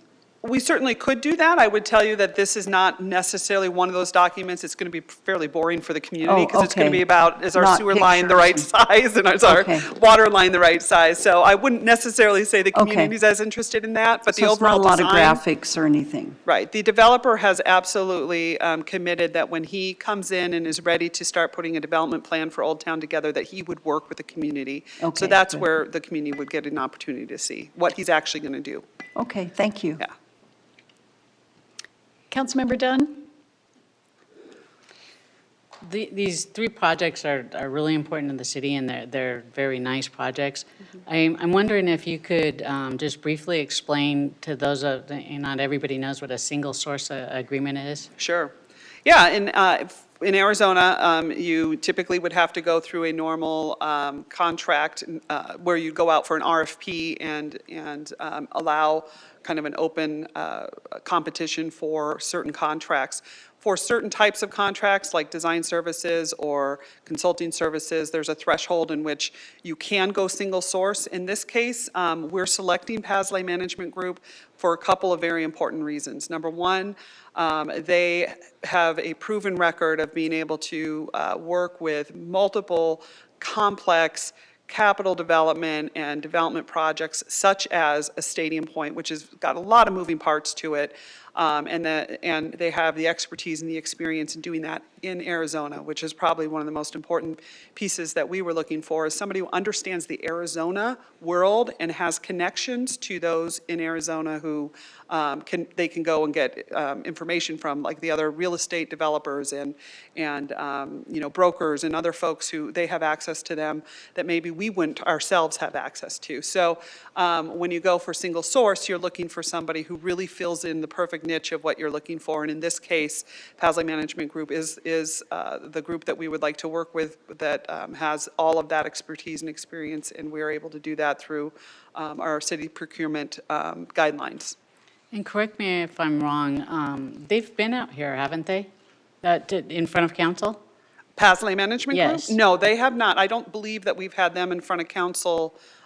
We did okay. hire them on a small engagement at the very beginning to help us with some feasibility analysis of some of the projects and to help us review our Stadium Point proposals that we had. And then now we are looking to engage them a little bit in a slightly larger way to help with all 3 of our major projects in the city. Well, I have heard really good things, so that's why I just wanted, because not everybody knew what that was. I'm so happy to thank bring you. them in front of council anytime. No, I had heard really good things, and I know Yes. not everybody knew what that was, so thank you for clarifying, because I do know that they came highly recommended. So Yes, thank you. absolutely. They've been a godsend to me as I'm working with these developers and we're starting to negotiate terms for development agreements. It's been extremely helpful and their expertise and experience is, they've done projects like this across the country and in Arizona specifically, and they certainly have a lot more experience in these types of projects. So I'm very pleased to have them on board and on our side as an owner's representative. Thank you. Any other questions or comments? All right, do I have a motion on item 28R? A motion. Second. A motion and a second. Council, please vote. It passes unanimously. Great, Thank you. please tell them welcome aboard.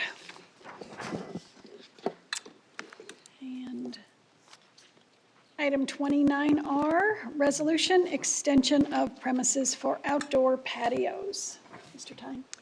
Thank you, Mayor. And as part of our ongoing efforts to assist Peoria businesses as they reemerge from the effects of COVID, the staff continues to explore different ways and very creative ways that the city can assist. And we'll talk about those in the next two agenda items, but we are fortunate again to have Chris Hawkes return, and hopefully wasn't too comfortable back there, back to discuss a potential resolution for your approval to extend the premises of outdoor patios. So I'll pass it to Mr. Hawkes.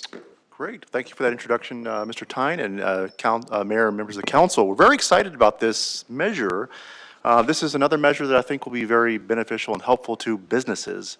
As you all know, we've all been infected. We've all been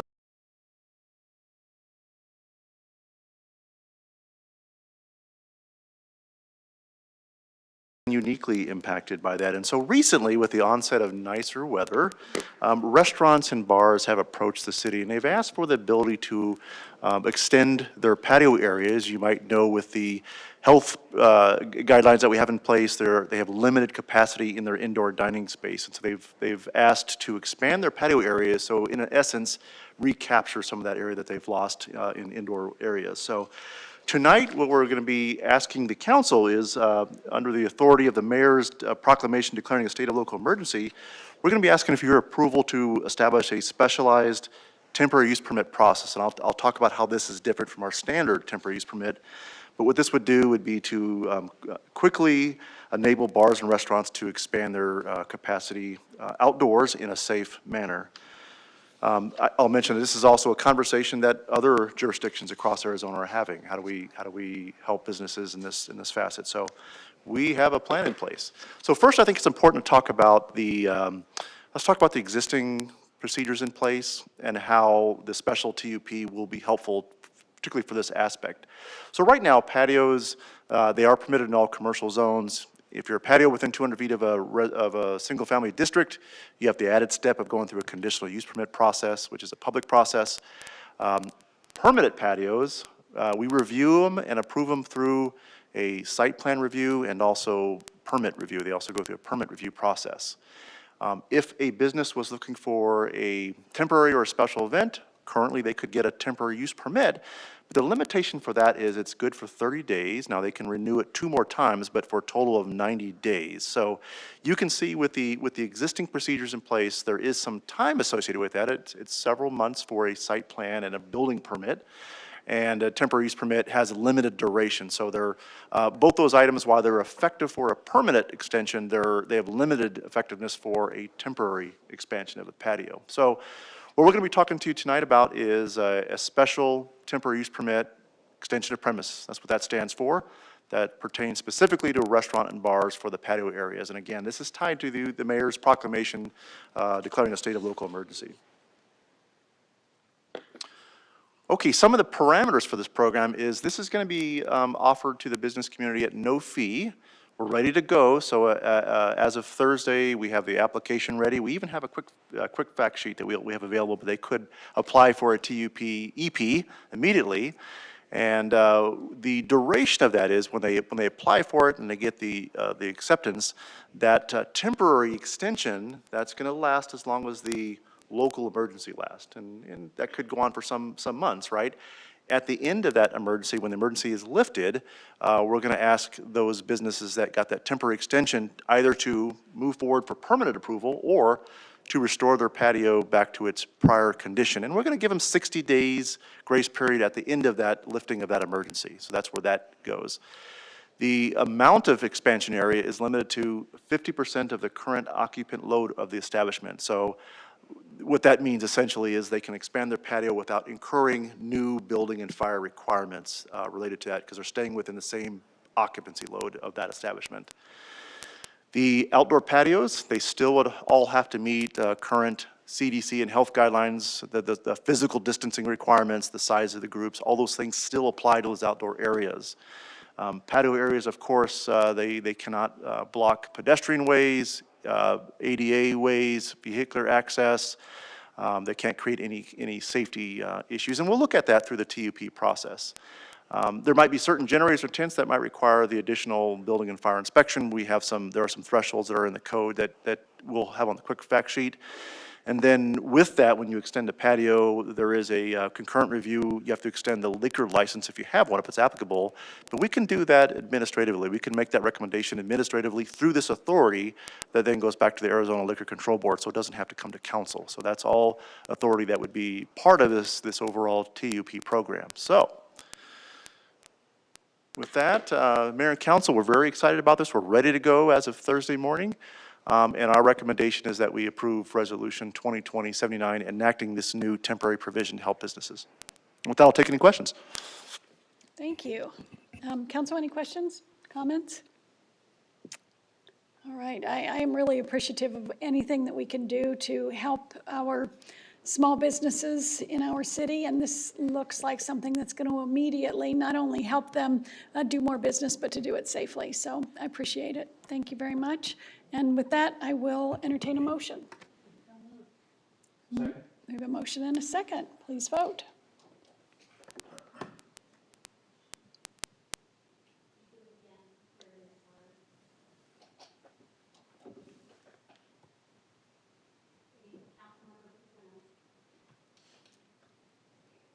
There we go. Unanimous. Thank you. And finally, we have item 30R, that is pop-up Peoria at Park West. This looks like a feel-good issue here, Mr. Tyne. You can't go wrong with that name, Mayor. Right. Exactly right. And yes, and this continues some of the theme that we've had tonight, that of providing business assistance in very creative manners. And to that end, we have our communications director, Jen Stein, who will, and also our deputy city manager, Eric Strunk, and Amber Costa as well from our Economic Development Department to talk about what is another unique public-private partnership that you rarely see these days. So I'll pass it to Mr. Strong. Thank you, Mr. Tyne. Thank you, Mayor and Council. I've got two stars here that you're going to hear a really neat story about over the next few minutes. We'll try to keep this brief. About a year ago, let me see if I can work the slides here. There we go. About a year ago, both Jennifer and Amber connected with the Sire Management. They operate Park West Mall. And the context of the conversation was, hey, we are looking to figure out a creative way to potentially provide services, programming, a presence for the city of Peoria in that particular facility, in that part of the city. And lo and behold, with time, we had a little incident with COVID over the last few months. There was some change in management. Both Jennifer and Amber were very successful in having some great conversations with the management company to the point where they said, guess what? We do have a spot for you. Up on the slide here, you'll see a few points. It's a little over 1,400 square feet. It's right off the main boulevard of Park West. The best thing about it is it would come to us rent-free as long as we're providing public and community services. It would be a 12-month agreement. We would be kind of on the hook, if you will, for utilities and some incidentals. We'll go over that on the last slide. We've also been able to partner with a local business, a downtown business, Grand Shop, and they have agreed to operate and more or less manage the site during its public hours, so there's no staff obligation as well. So this allows us to go in, do programming, classes, and so on. And to kind of share with you the concept in a little bit more detail, both Jennifer and Amber, who is our content expert, are here to kind of walk you through that. And I'll turn it over to Jennifer. Great. Thank you, Eric. Good evening, Mayor and Council. We're really excited about this, and when the idea popped up, literally, with my counterpart at Park West, we knew that we needed to team up and create a collaboration with some partners to make this very successful. So first, I want to kind of acknowledge who the core team is, and then we'll go from there. First of all, Amber Costa is, I'm going to call us Pop-Up Co-Director. Sounds like a good title. So she and I are working really close operations and logistics. We also have great external partners who are in the audience this evening. So I want to recognize Kristen Slice with ASU, Peoria Forward, and then also we have from the Grand Project Shops, Tracy Martinez and Tracy Bentley, who are also back there.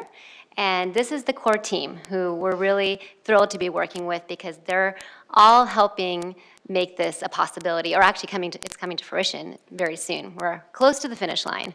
But when we met with Park West, we wanted to create a space that would benefit the community and be used for public purpose.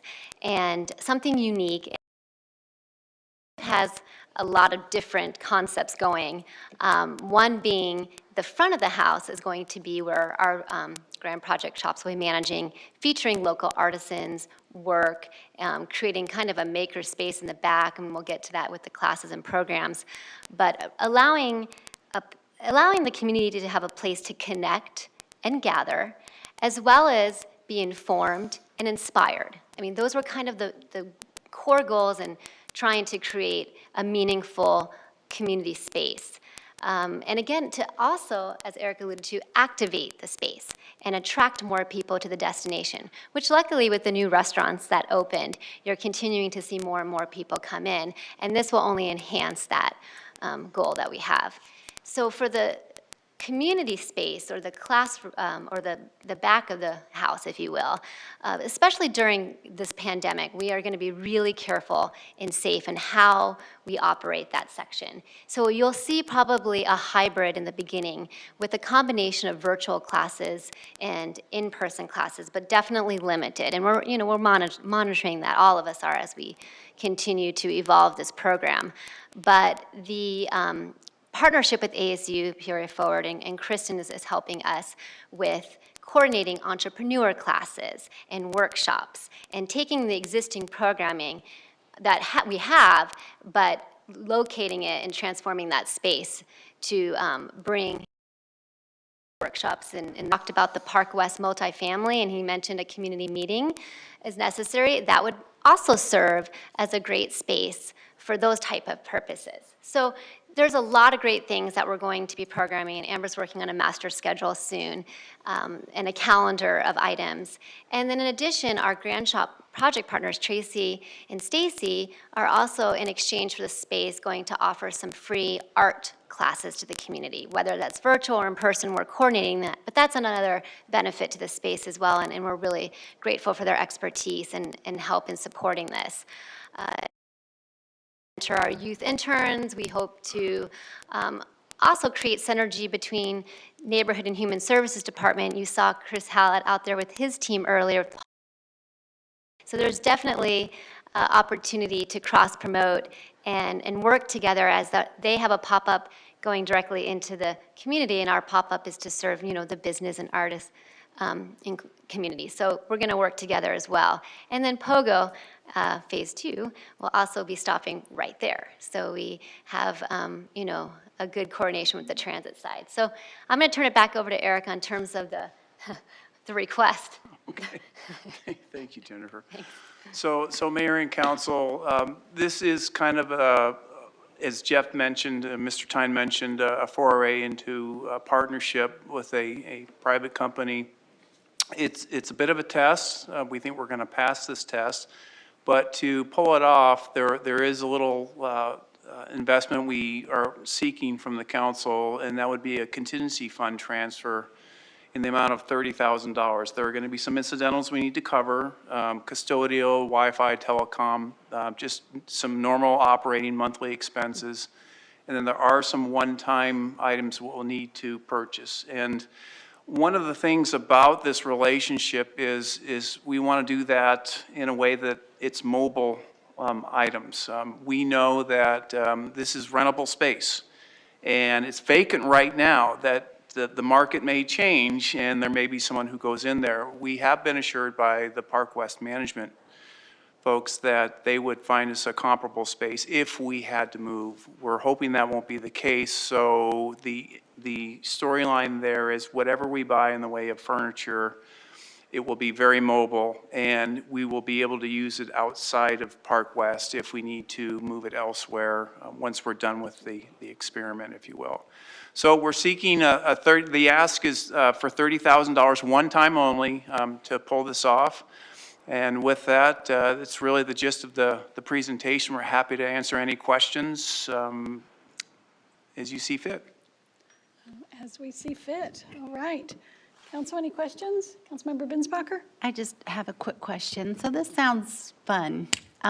Did you have, is this something that you're thinking is temporary or something that you see as a long-term vision?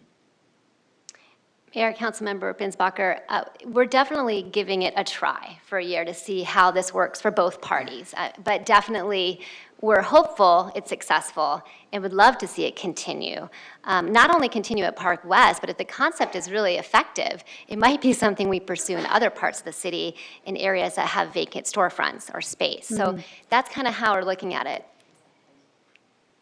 Okay, I like that. I like the idea of activating the area and drawing people in, new people maybe that aren't currently going there and experiencing that area. Yes. The biggest challenge, and Eric said it, is if a paying tenant comes in, we would have to be relocated, and we'll have to assess at that point how challenging that is. If you to relocate, that's why with furniture is going to be hopefully easy to, mobilize and move out and repurpose, and because we just don't know, how many times this could happen. It's already kind of happened behind the scenes. Some of our space has been moved and back and forth, but we're managing it. Great, thank you. Councilmember Dunn? I want to thank you guys for all the hard work that you did in putting this together. I know it's been a little while putting it together and a labor of love, and I do think what a wonderful return. $60,000 and we only have to spend $30,000. That's a pretty good deal. I think it will draw more business to the area, although, it is starting to really thrive out there. We're starting to see a lot of growth, a lot of foot traffic. So, and it can only help the city because we do get to put programs in, for that we're doing with the city. So I just wanted to thank you for all the hard work. Thank you. Looks like a really innovative and creative and fun new thing that we will call Pop-Up Peoria. I love it. It's really great. So do we have a motion? Councilmember Hunt? This is just great. It's just totally innovative, and of course, it's all the things I love. So, right on. I just have to compliment you on your choice of partners there, Stacy and Tracy. If any of you have not visited Grand Project Shop down here, Commercial Time, on Grand Avenue, they took a wretched, empty space and just turned it into a very stuffed project shop. And if you need any Arizona things, it's all handmade. They have pillows, they have everything you can imagine, and it'll give you a glimpse of what this new space is going to look like. So by all means, go down there. And to Tracy and Stacy, I say thank you for taking this on because you're super busy where you are. So thank you for being willing to work with the city. They're one of our biggest Old Town boosters, so just glad to have you on board. Thank you. Did you want to say something, Councilmember Dunn? No. Would you like to make a motion? Yes, I'd like to make a motion to approve. All right, we have a motion and a second. Please vote. And it passes unanimously. Thank you all. All right, the next item on the agenda is call to the public for non-agenda items. If you wish to address the city council, please complete a speaker request form and place it in the bin next to the speaker's podium. And I have received no speaker request forms. So we will move on to reports from city manager. Mr. Tyne. Great, thank you, Mayor and Council. And I have a few items to bring up to you tonight. But first off, I was going to ask our Neighborhood and Human Services Director, Chris Hallett, to come up. As we had discussed in our last meeting about the importance that our code enforcement function plays a critical role in regulating the standards we have in this community. To that end, we received some other news just recently, some national recognition of our amazing code enforcement staff and code compliance staff. So with that, I'll pass it over to Mr. Howland. Thank you, Mr. Tyne.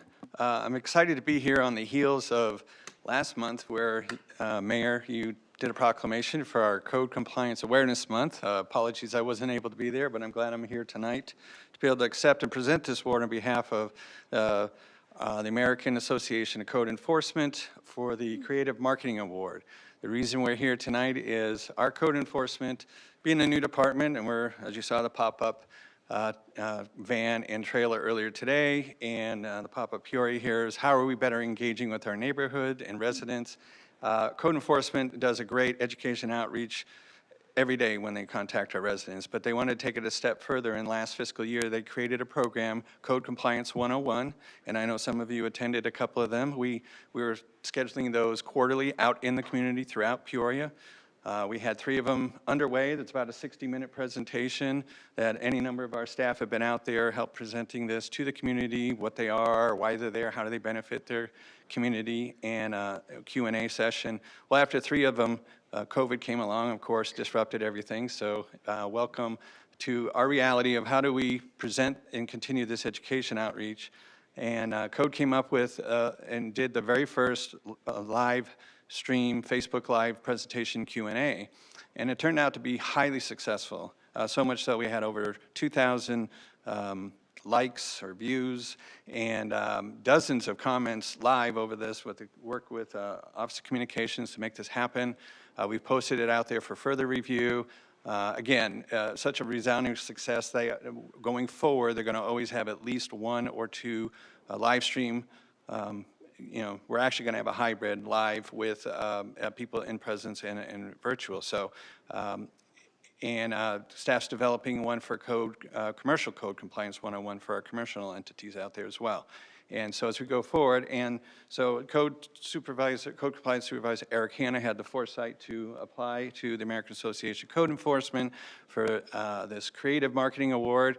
So I'd like to ask, so we have present, and have the staff, we have officers, so Supervisor Eric Hanna, Gary Bethards, and Evan Greenwald, if you want to come down too, because I don't know who was all here last month, but I want to give them their recognition. Not present today is Administrative Assistant Denise Gavar. She's not here, right? She was attending to be here.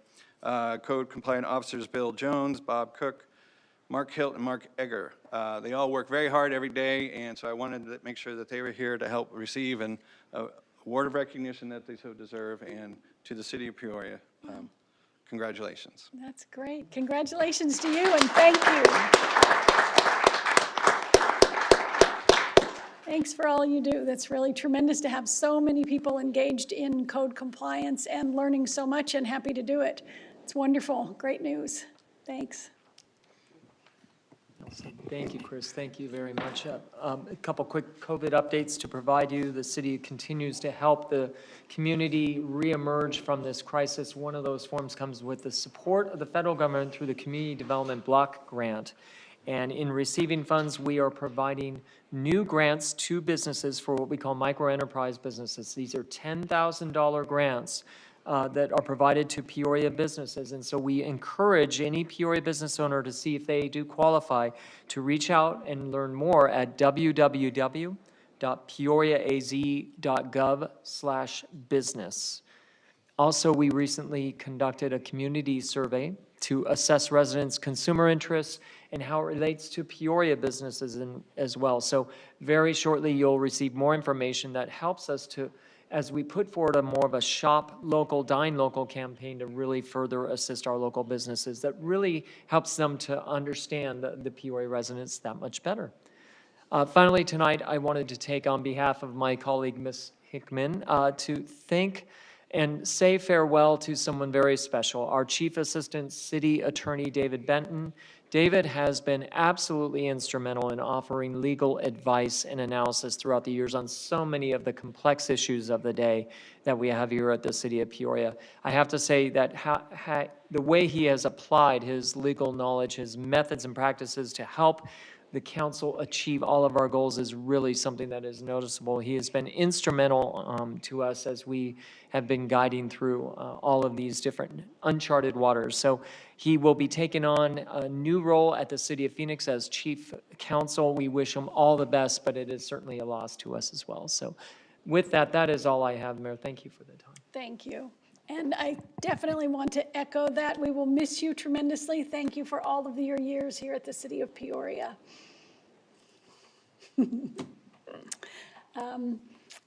Council members, did you have some comments? I've got a lot of people's names up here. No? Forget the technology, huh? Okay. Then I would like to ask if our youth council liaisons have anything to report. We start with Tom Van Winkle.